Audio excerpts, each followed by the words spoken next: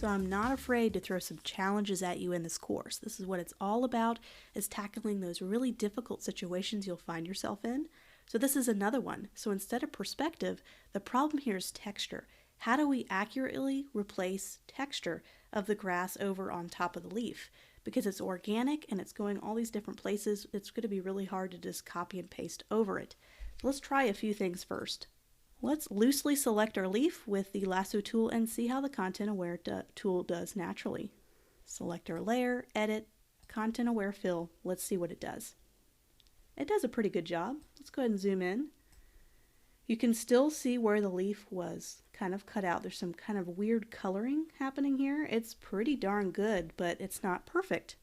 So let's click on OK. This gives us a better start than starting from scratch. So let's click on OK. Let's zoom in and see if we can't kind of correct a little bit of it. It's really not too bad. There's just some areas where you can tell it's not a smooth blade of grass.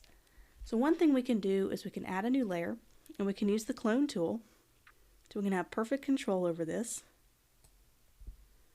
Let's get a nice feathered soft round brush. We want this to be very feathered.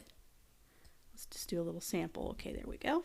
So let's see if we can't sample around. So we're just going to try to get rid of this blurry spot here and just make it a little bit more accurate. So let's grab a sample from a little bit further away.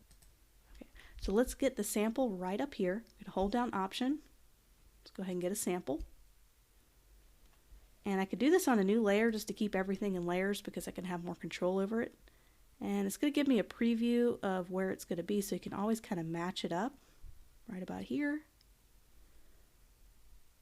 And we want to make sure it's at the top layer so we can see kind of the effects. We're going to paint kind of loosely around it, and then we can subtract. So we can add a layering mask, and we're going to paint on with black so that we can remove what's around it. And this is where you might need to zoom in and get really accurate if you're just really wanting to line up blades of grass. So you just go in there and you'd patch it up. Over time, you'd create a pretty accurate replacement. So for our last content aware clone tool experiment project, we're going to eliminate this woman right here from the steps. So this is complicated because you have unique steps. They're not repeat steps. They each have their own unique look to them. So how do we do this? Let's make it easy and start out with a content aware and just kind of see what it does for us. If it gives us a head start, great. But then we might have to manually replace each step using a perspective warp tool. Let's go to Edit, Content Aware Fill. Beautiful.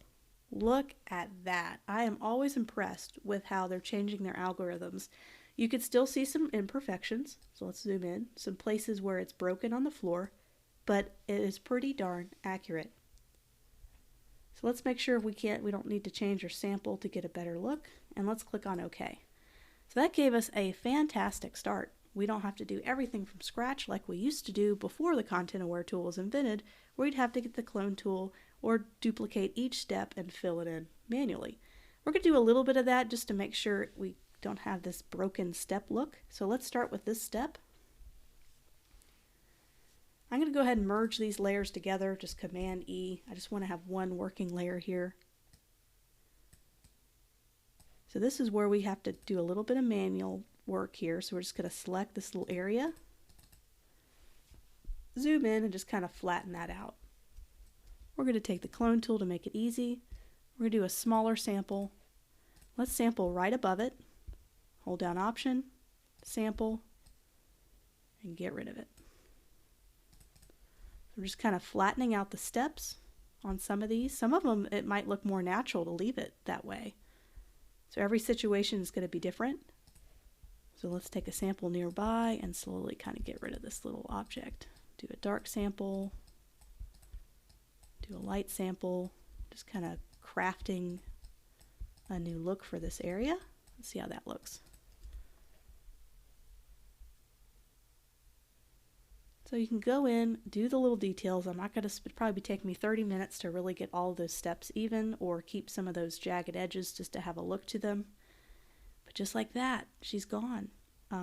So the Content Aware tool is an amazing tool. I definitely want to spend a lot of time especially starting out with this because it's also incredibly fun to do and it almost feels like magic. So I wanted to start off this intermediate level course with just a little bit of something that's fun to do, something that you can do easily in 5 to 10 minutes. You can do a couple of these projects on your own. So you can download some of these photos. I have photo links in the resource guide. You can download these exact photos or find other photos, really, really challenging ones, not just really easy ones, but find the ones that have perspective, maybe one that has steps, and see if you can't accurately remove a particular object and make it look as realistic as possible. So that's your task before we move on to doing a quick composition.